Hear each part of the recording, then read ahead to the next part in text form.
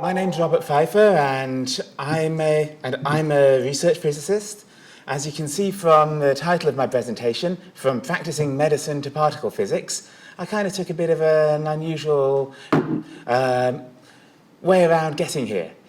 I should probably mention right now I'm not the sort of particle physicist that uses the giant experiments underground in Switzerland with the huge great particle accelerators and so forth. The kind of particles that I study are a little easier to actually get to work with. Mostly I do my work studying their behavior in computer simulations. So I'll work out the mathematics to describe how they behave, and I'll simulate them using a small supercomputer.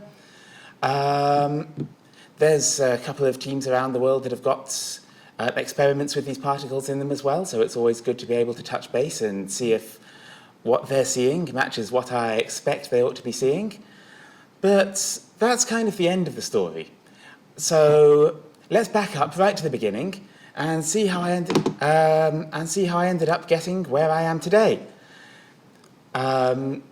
So we've got a picture here of me in my office, running some simulations, doing some calculations. Obviously the picture is staged. You can tell because there's only one coffee mug on the desk and no piles of paper with rough notes on them. However, it's not too far from the truth. Just add a bit more coffee, and that's what my day-to-day work pretty much looks like. So why on earth did I end up there when I started out in medicine? Let's have a look. So you can probably tell from my accent that I was born and raised in England. I grew up in a small town called Oswestry, which is out in rural England, and I went to school at one of the two local schools called Oswestry School. It's a school with a long history. It was founded back in 1407. Fortunately, it's not the same teaching staff anymore, and I have to say I wasn't there for when the school opened for the first time. Anyway, when I was at high school, I took a broad range of subjects, had an absolutely great time because I managed to concentrate on the ones that I enjoyed the most. So in England, you tend to specialise down to 4 subjects just before you leave school, 3 to 4 subjects, and I did maths, chemistry, physics, and biology. And I enjoyed them all. I was good at all of them as well, which is probably a large part of why I had so much fun doing them. But at that time, physics didn't especially stand out to me. And I figured out in hindsight that part of that is because doing physics at school and doing physics as a career aren't really all that similar. So there's a lesson to be learned for life there, which is when you're at high school and you're doing your subjects, that's all well and good, but when you're thinking about what you might want to do for a job, don't just think about what's it like doing this now. Ask yourself the bigger question. What's the job that I'm going to be going into? What does that look like? So what's going to be the reality of my day-to-day work in years to come? Am I going to enjoy what that looks like? So yeah, I did high school physics. I was pretty good at that, but it all seemed to be fairly humdrum stuff at the time. If you paid attention in class, I found you could tell it's like there was theory work and there were experiments that you did, but if you paid attention to the theory, you could always tell exactly what was going to happen in the experiments, no surprises there. It was all just about being careful and getting exactly what you knew was going to happen. So you had a spring pendulum or something, you were timing its oscillations, you set it bouncing, you watch it, you time it, you plot a graph, you do it all very carefully and neatly, and it doesn't surprise you in the slightest. Maybe if it had surprised me a bit more, I'd have known straight away that physics was for me. But the thing is, this is all physics that was solved hundreds of years ago. We're talking, well, the earliest study of pendulum-type motion, that was done by Galileo back in Italy. Now, history was never my strong suit, so I can't really remember what century that was, but it was hundreds of years ago. Gravity, we understood most of how gravity works on a day-to-day basis by the time of Isaac Newton in the 1600s. This is old physics, and this is the stuff that they teach you at high school. So it's not really too surprising that its ability to puzzle and mystify you only comes from the fact that you're still learning it. There's no big problems in the stuff you're taught. Somebody's already been there and worked it all out. Based upon that, I finished high school and I thought, what do I want to do? Both my parents are doctors. So I asked them, Peter, Ilona, what do you think are good jobs? And they were very supportive of all sorts of options. They told me whatever I wanted to go into, that would be great. But, you know, I saw they were both doctors and they had good jobs. It's solid, reliable employment. You're making a difference in people's lives. I thought, medicine, that uses my scientific skills. Think I'll become a doctor. And so I went to university, again in England. This is one of the buildings on the University of Nottingham campus, which is where I did my medical degree. In England, medicine is a direct entry degree. You can go straight from high school into medicine.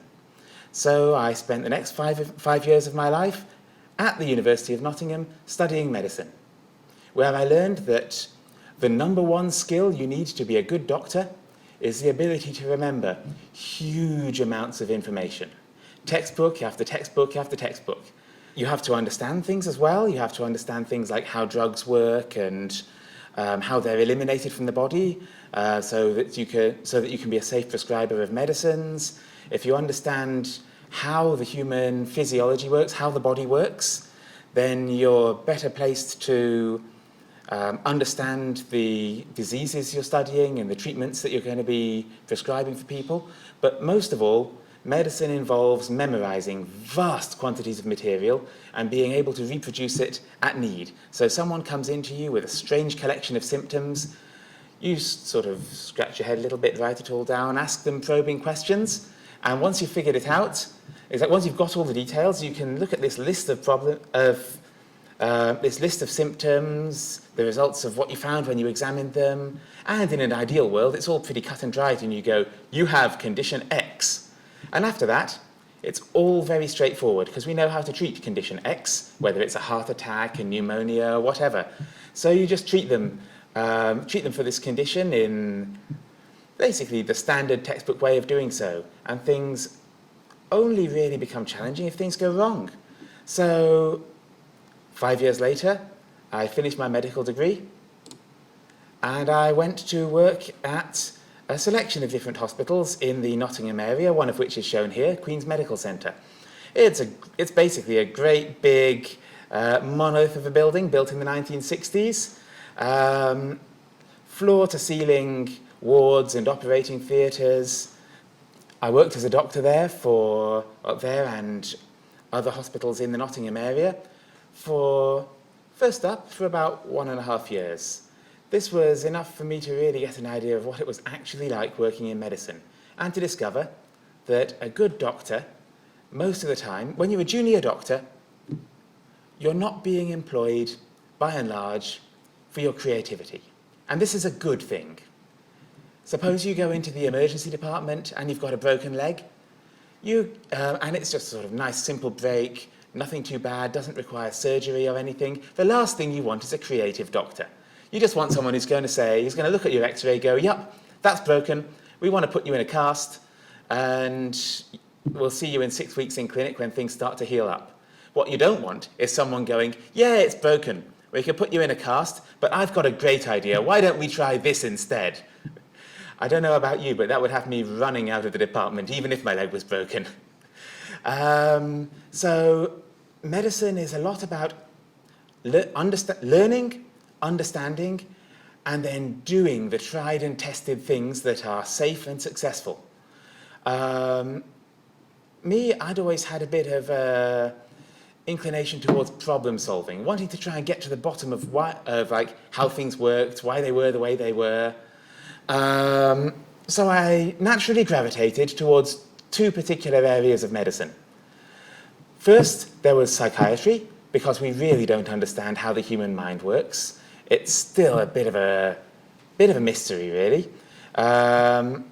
Psychiatry is an area where every patient has their own individual problems.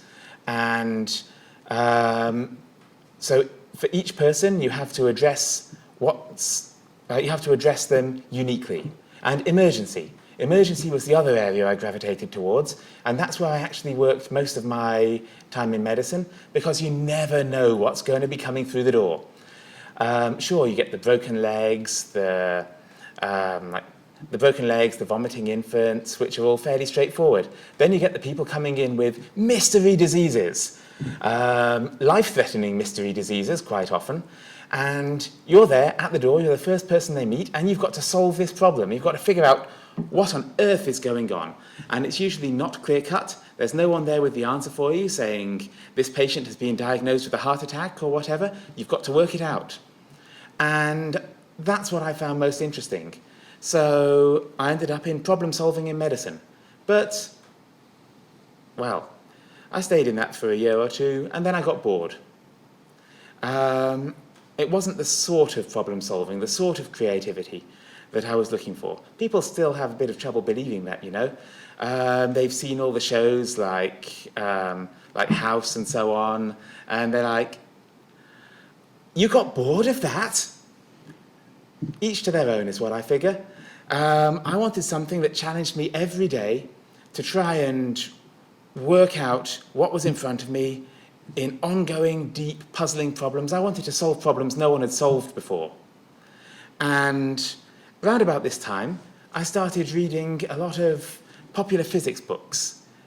Things like, there's a book called In Search of Schrodinger's Cat by John Grebin, which got me really interested in, so what's going on in quantum mechanics?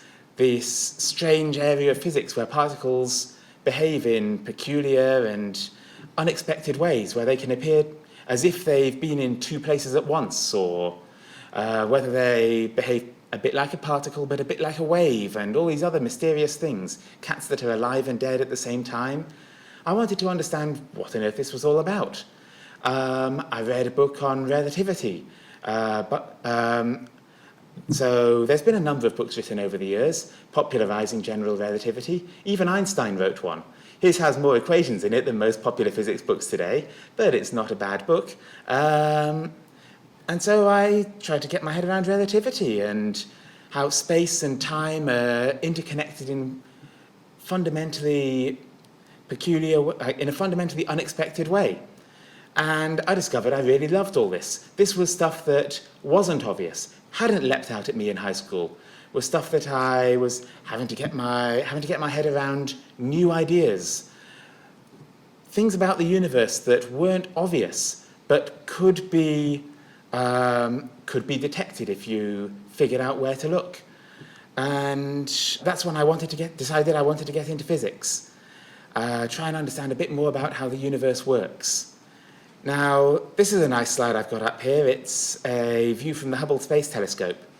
So in this picture, we've got dust, gas, stars.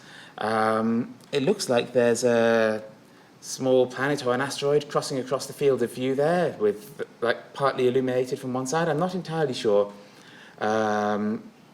exactly what we have in this picture, but what's great about it is that it shows, is that you can look at this picture and pretty much all of physics is in here. You've got gravity, of course, pulling all the stars around each other. You've got electricity and magnetism, which combine together into a single explanation, which we call electromagnetism. It explains both of them all in one simple equation, or four if you write it out in the old-fashioned way. But anyway, you have this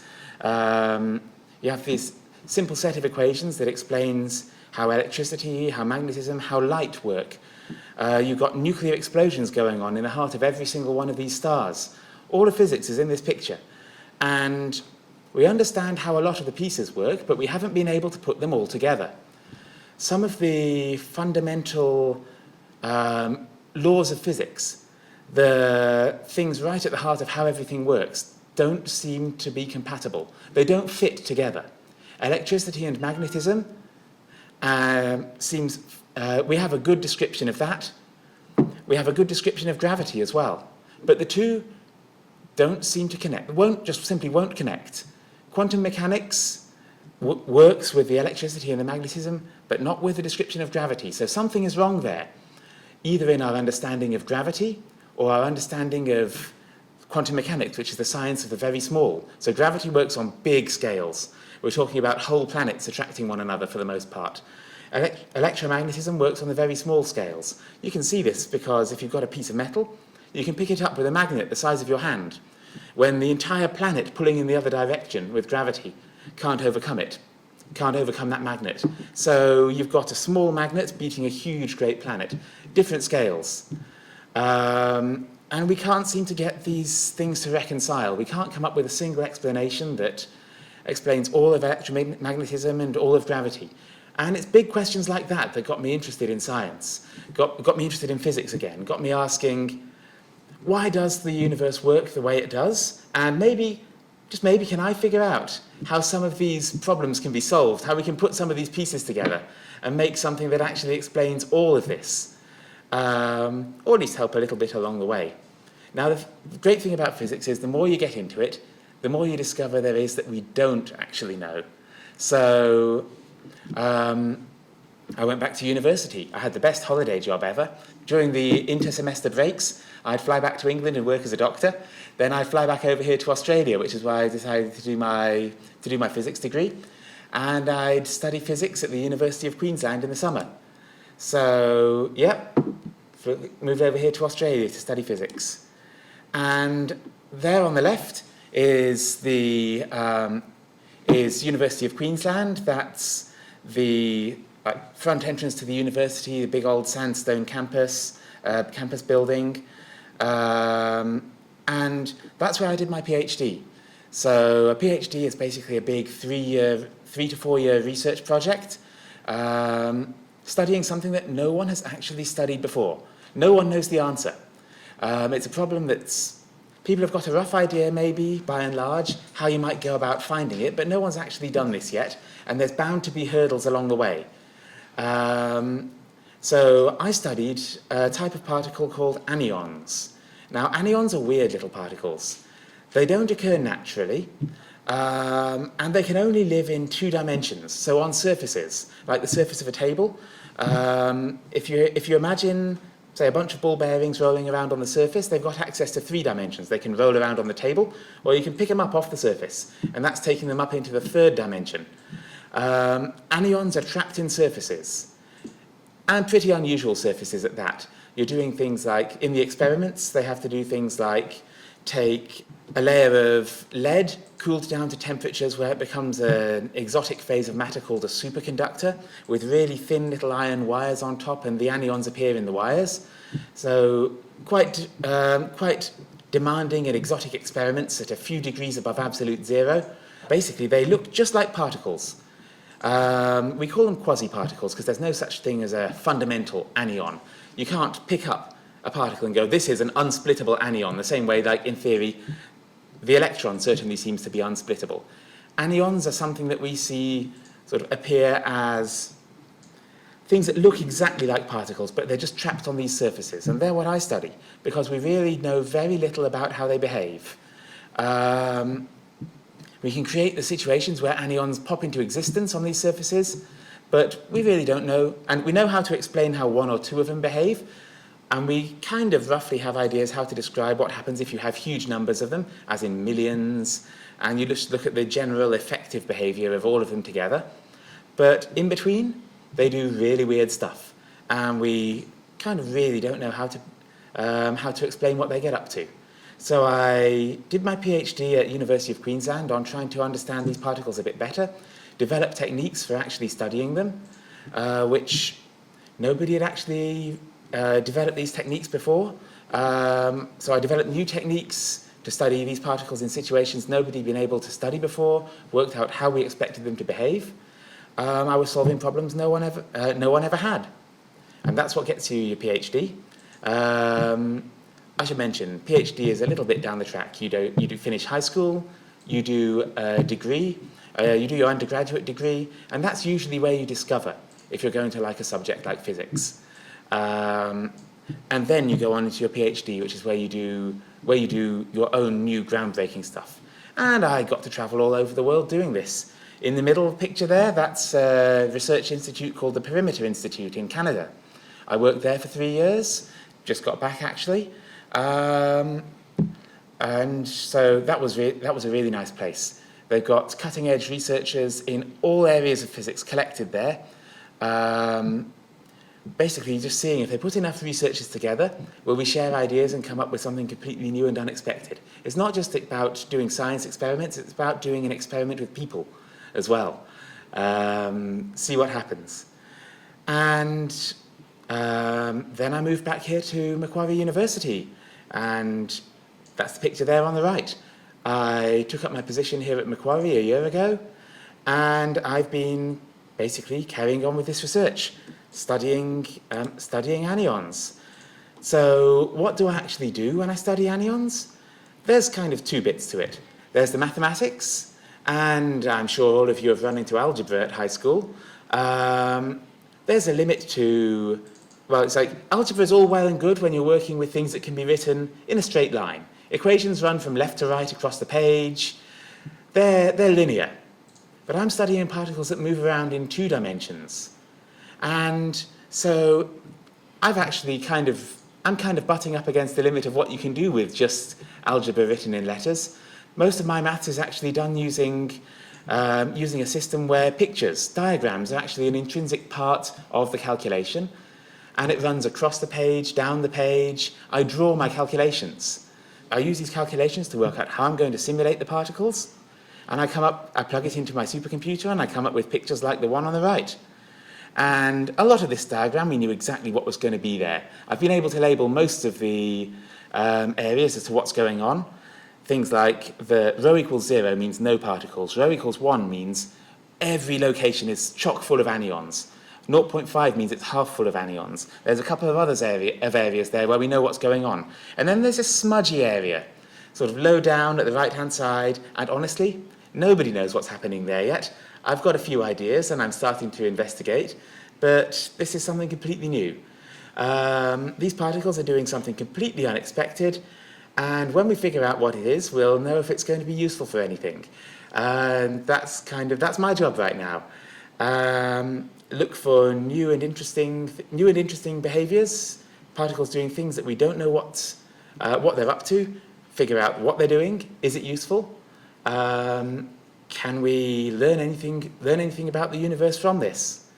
Or can we do things like make new cutting-edge supercomputers, that sort of thing, which is something that anyons might be useful for one day.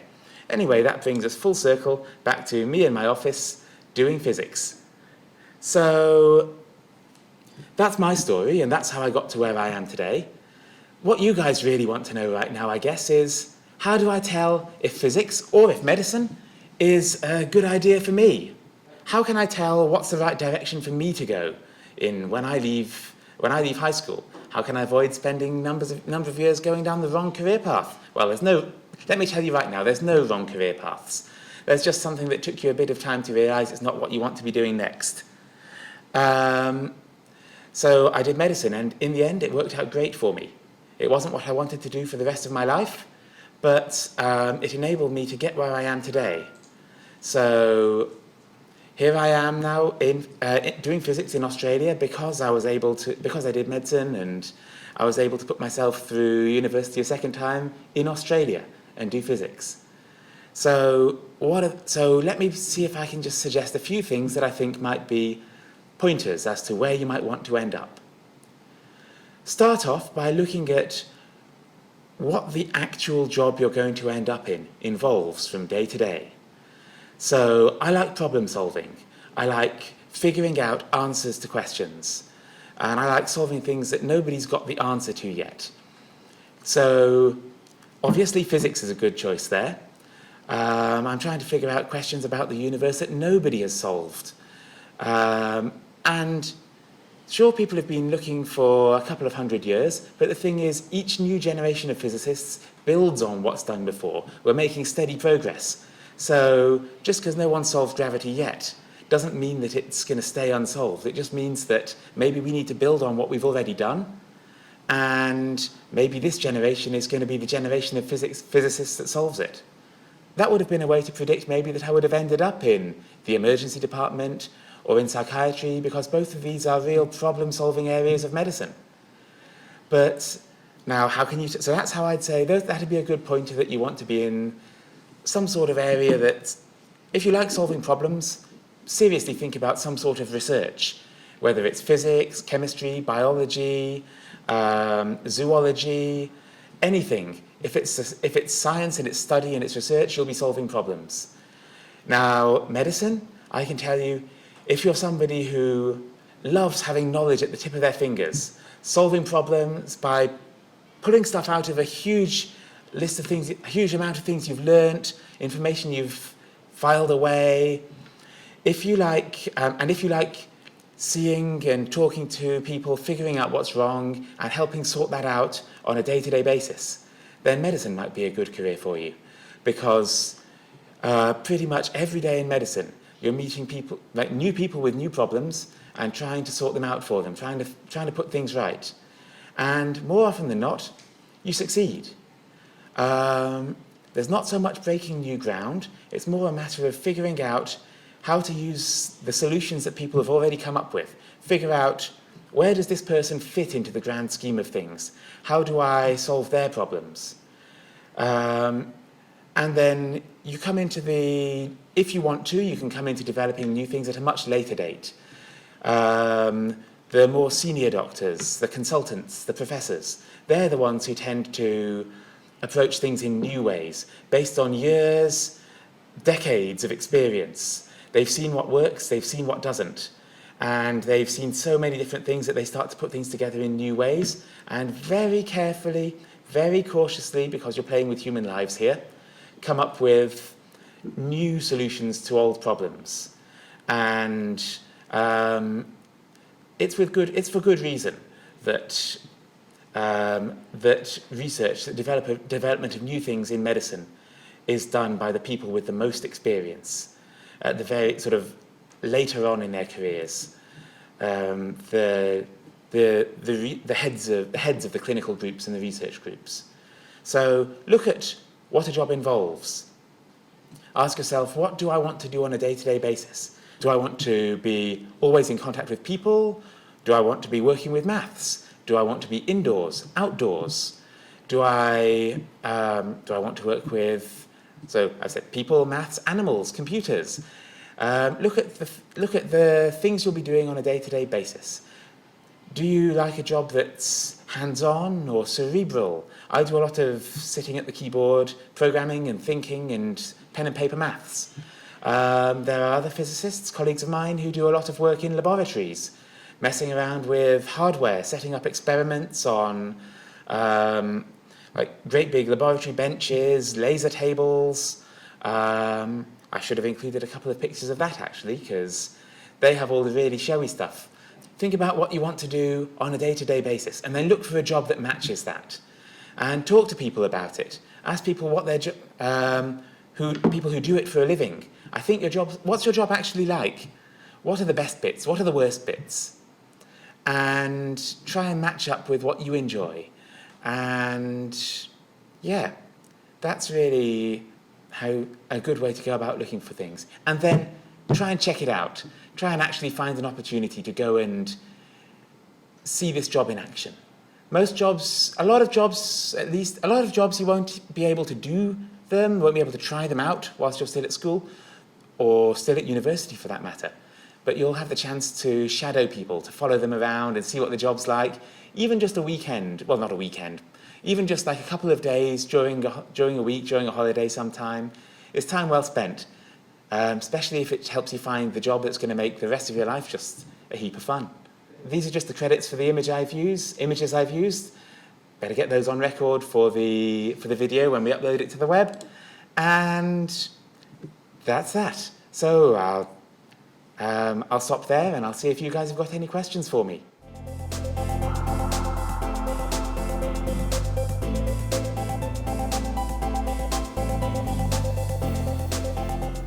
Between med school and my PhD, I did a master's at the University of Queensland, which was a taught course that lasted 2 years.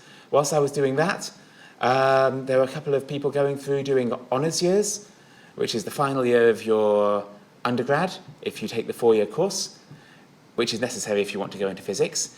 There are a few people there who looked at more applied areas of physics, and one of them went into aerospace engineering.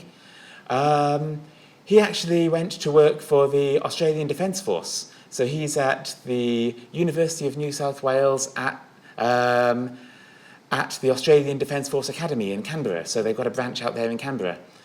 A large part of his job is trying to design things like better aerodynamic shapes for new aircraft. I think he's working in the hypersonic program to try and develop spacecraft, airplanes that travel many times the speed of sound.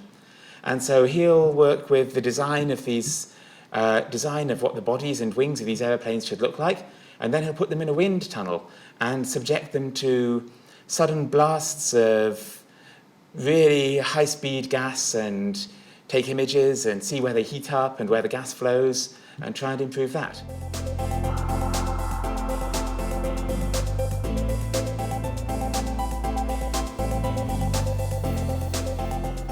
Well, aside from the obvious of my holiday job as a doctor put me through my second degree, I'd say that working in medicine, at first I would say it hadn't affected things too much, but then when I stop and think about it,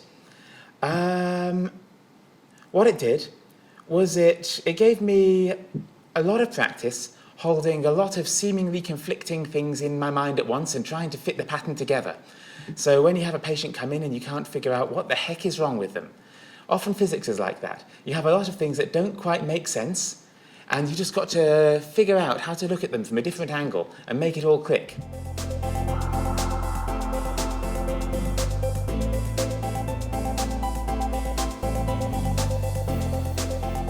Not the stuff I'm doing at the moment with anions. The Higgs boson falls very much into the high energy realm of particle physics, the sort of stuff that they study in the particle colliders like CERN. It's a very fascinating area, and I definitely make a point of keeping up to speed on the maths and how it all works and what the new results coming out are.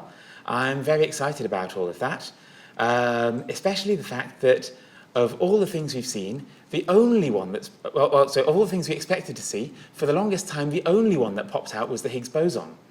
We're starting to get a few more things coming out of there now, like pentaquarks, which were, again, expected and hoped for, and so it's a real triumph of the people doing the theory that they got the predictions right years in advance, and it's a huge triumph for the experimental teams as well, because at last, they found these things, they're real.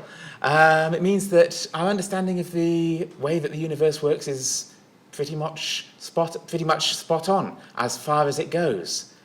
What we haven't found yet is a clue as to what we don't quite understand yet. How gravity works, how gravity ties in with everything else, things like that. So the LHC, the Large Hadron Collider at CERN, is really exciting because it's telling us we understand things really well, and it's confirming things that we hoped we would discover, but never knew for sure. What we've all got our fingers crossed for is that it's going to turn around and give us some great new breakthrough. But for me, it's kind of reassuring that we understand things so well, because it means that my work is on a good, sound basis, because it's all based on the physics that we know and think we understand.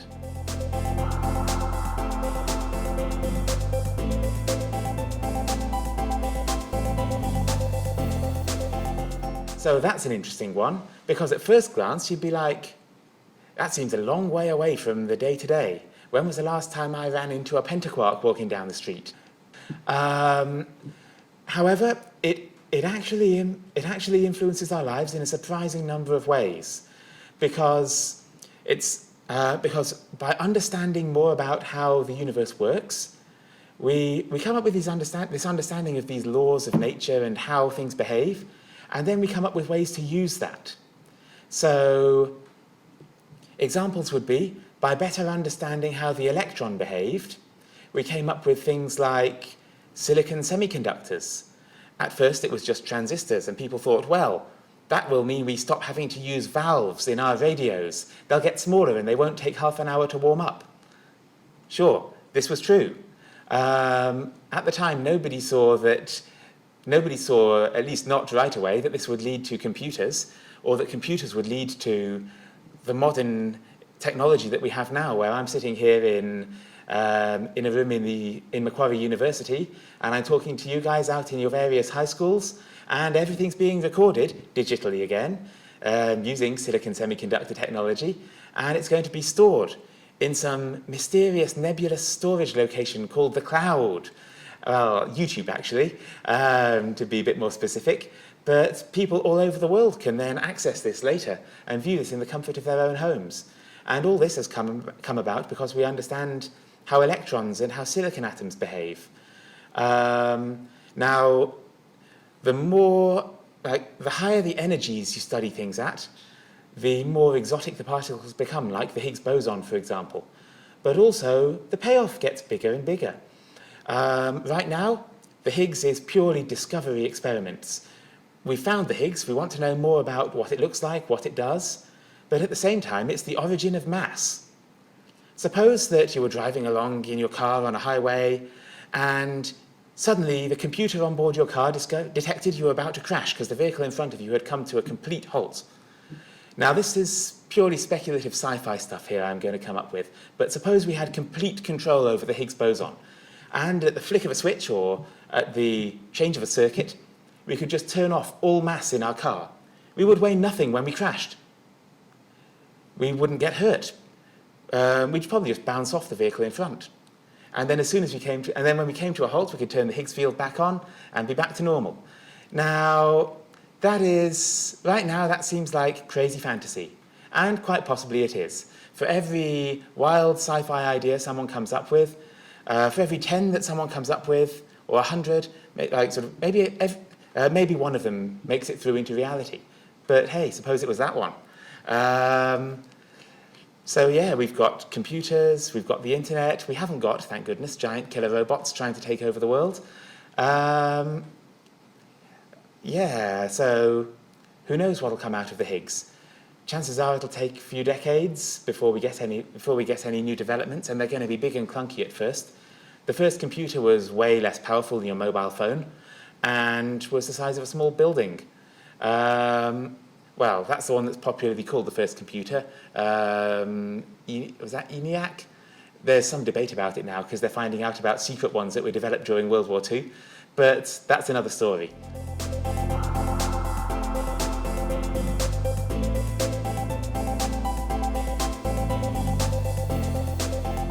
Becoming a lecturer is often part and parcel of becoming working in physics in universities.